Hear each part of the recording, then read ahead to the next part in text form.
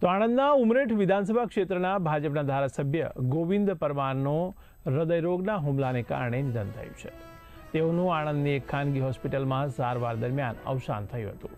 તેમના નિધનના સમાચાર મળતા જ રાજકીય અને સામાજિક વર્તુળોમાં શોકની લાગણી છવાઈ ગઈ છે. ગોવિંદ પરમાર રાજકારણમાં સક્રિય અને લોકપ્રિય નેતા તરીકે ઓળખાતા હતા. તેઓ એક ટર્મ અપક્ષ તરીકે ધારાસભ્ય રહ્યા હતા અને બાદમાં ભાજપમાં જોડાયા હતા. ત્યારે ભાજપમાં જોડાયા બાદ 2017 અને 2022ની વિધાનસભા ચૂંટણીમાં ભાજપના ઉમેદવાર તરીકે તેમણે જીત મેળવી હતી. તે પહેલાં તેઓ શંકરસિંહ વાઘેલાની ટનાટન સરકારમાં કૃષિ મંત્રી તરીકે પણ ફરજ બજાવી ચૂક્યા હતા. વર્ષ 2017માં તેઓ વિધિવત રીતે ભાજપમાં જોડાયા હતા. તેમના નિધન બાદ રાજકીય સન્માન સાથે તેમને અંતિમ વિદાય આપવામાં આવી હતી.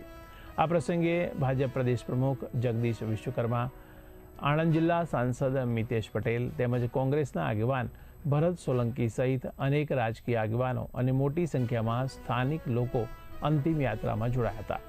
ઉમરેઠ વિધાનસભા વિસ્તારના લોકો અને તેમના સમર્થકો માટે ગોવિંદ પરમારનું અવસાન એક મોટી ક્ષતિ તરીકે જોવામાં આવી રહ્યું છે.